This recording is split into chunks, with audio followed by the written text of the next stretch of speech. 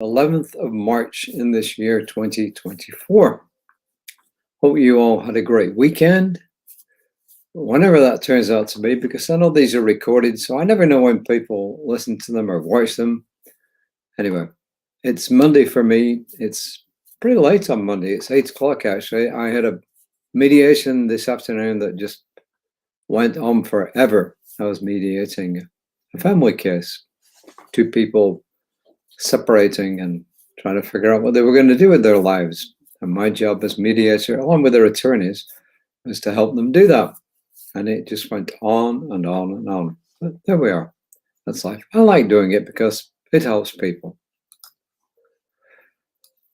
Our title today is called Invitation to Innovation. How about that? If that's not a tongue twister, I don't know what is. Invitation to Innovation.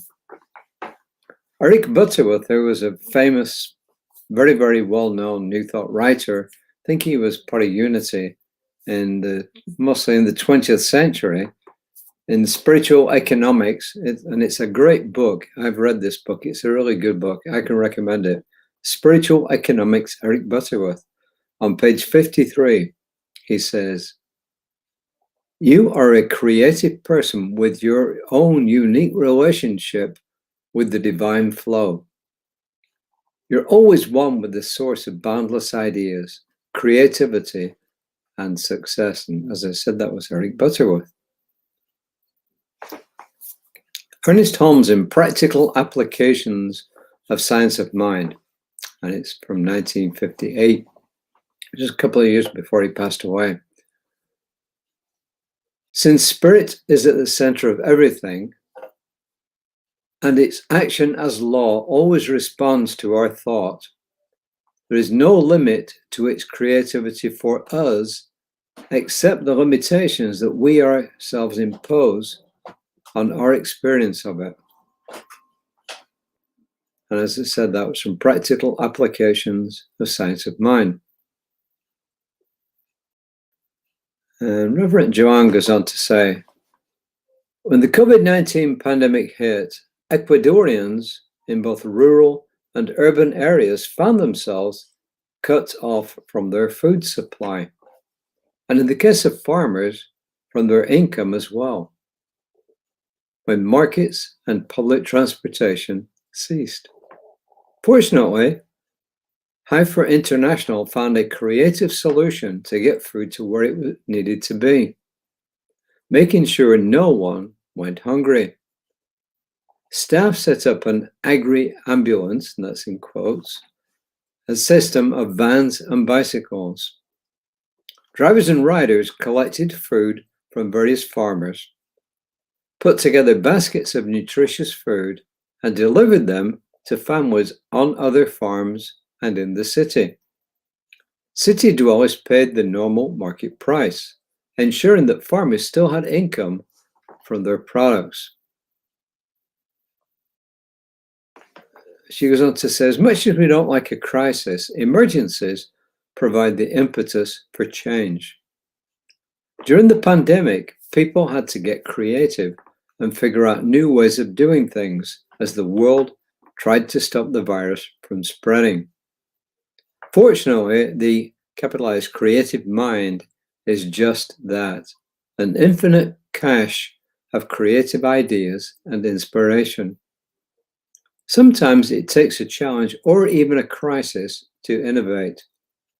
Sometimes it takes in the case of Heifer International, the crisis of the pandemic elevated their efforts to create a sustainable food system. What the foundation discovered is that their agri-ambulance system not only worked in a crisis, but could also be a long-term answer to making sure all are fed. She says, I make it a practice to remember the infinite creativity always available to me. Multiple solutions to every challenge are always available when I open myself to receive them. So there's always an answer to everything that we do, there's always an answer. And if we can't work it out by logic, then we do the next thing, which is we go into the creative mind and allow the answer to come to us. There's different ways of doing this. You can go into meditation, which a lot of people do. Use spiritual mind treatment, or affirmative prayer as it's sometimes called, which is another way of saying start with meditation and then we place what we want into the divine mind. And then we give it energy with gratitude and release it to do its thing. So it's kind of a combination of things. And you'll find that in New Thought, everything goes back to the fact of Jesus telling us, it is done unto you as you believe. Or, as is sometimes said, with God, all things are possible. And all things are possible with God, but we have to do our part, which is, guess what? It's to come up with what we want, and then to put our thought, our feelings around it, and the gratitude, and off it goes. It's supercharged. So you might actually say that the thought is the basic thing. The feelings that we wrap around it really, in essence, are the fuel. And the gratitude is actually the supercharger that really accelerates it, the accelerant, if you like, the catalyst that makes it really move along. So her message today really is simple, that whatever problem we got, there's a solution out there. And if we cannot find it ourselves, then that's the time to call in a practitioner. You know, we mentioned this before and we'll keep mentioning it again. In person on Sundays and now on Zoom online, every single Sunday after the service, we have a practitioner available to do just that. And I don't believe that any of us go through the week or end the week without something that could help us to make the coming week better. And that's when we call on a practitioner. So let's all promise to do this. Let's make use of our practitioners. They've been trained to do this. They have been trained to use spiritual mind treatment, affirmative prayer. That is their main treatment. In fact, in the second year of their training, they go through 2 years of training. They do preliminary classes, which takes about 2 years. And then to become a practitioner, they do another 2 years of training. But the second year is primarily devoted to spiritual mind treatment and practitioner sessions.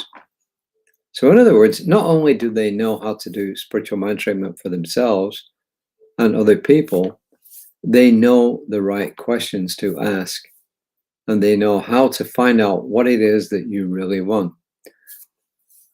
Reverend Jesse and others are always reminding us that what we want is usually not the specific thing that we think we want, whether it's a new job, a new house, a new partner, or a partner. What we want are the feelings that go along with it. And that's why we have to put those two things together, the thought and the feeling, because what we're really looking for is the feeling. You want how it feels to sit in that new car, right?